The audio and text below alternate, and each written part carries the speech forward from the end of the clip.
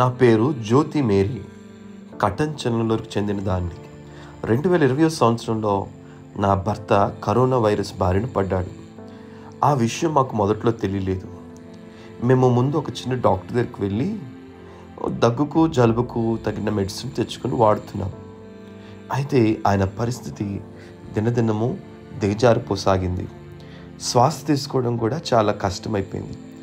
వెంటనే ఒక పేరున్న హాస్పిటల్కి వెళ్ళాం. అక్కడ సిటీ స్కాన్ తీసి లంగ్స్ చాలా ఇబ్బందికి గురైనాయి, పాడైనాయి అన్నారు. ఇది ఎమర్జెన్సీ, చనిపోవచ్చు, కాబట్టి మీరు వెంటనే ఎమర్జెన్సీ వార్డులో అడ్మిట్ కావాలని చెప్పారు. వెంటనే జాయిన్ చేసి ఇది నాకు షాక్గా ఉంది కాబట్టి భయంతో ఇంటికి తిరిగి వచ్చాను.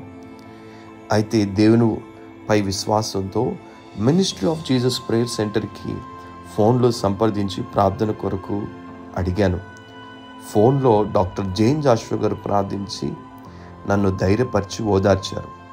అయితే అప్పటి వరకు సరిగ్గా నిద్రపోని, మాట్లాడని, శ్వాస కూడా సరిగ్గా తీసుకోలేని నా భర్త పైకి పరిశుద్ధాత్ముడు బలంగా దిగొచ్చాడు.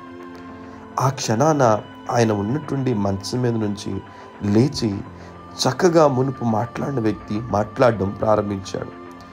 గొప్ప స్వరమేదో తనకు వినబడిందని, ఆ స్వరము దేవునిదని, దేవుడు నన్ను ముట్టాడు అని చెప్తున్నాడు. మాకు ఆశ్చర్యమైంది. దేవుని గొప్ప కార్యము, సంపూర్ణ స్వస్థత 10 రోజుల్లోనే మరలా తిరిగి తన ఉద్యోగానికి వెళ్ళడము జరిగింది. దేవునికి స్తుతి కలుగునుగాక. என்னோட பேர் ஜோதி மேரிங்க.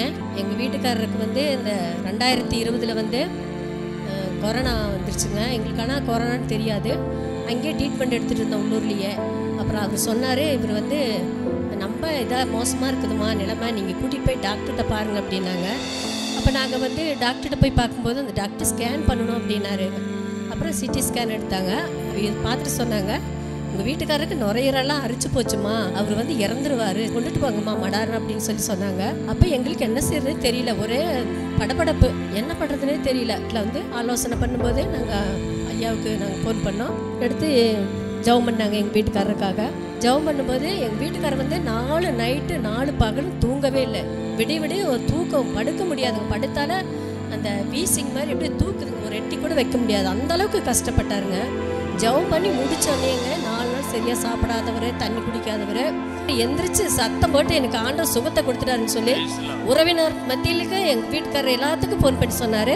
அப்போவே ஐயாவுக்கு அங்கேயே ஃபோன் பண்ணி, நான் நல்லா இருக்கிறேங்க, எனக்கு நீங்கள் ஜெபம் பண்ணினீங்க, கர்த்தர் எனக்கு பூர்ண சுகத்தை கொடுத்தாரு அப்படின்னு சொன்னார்.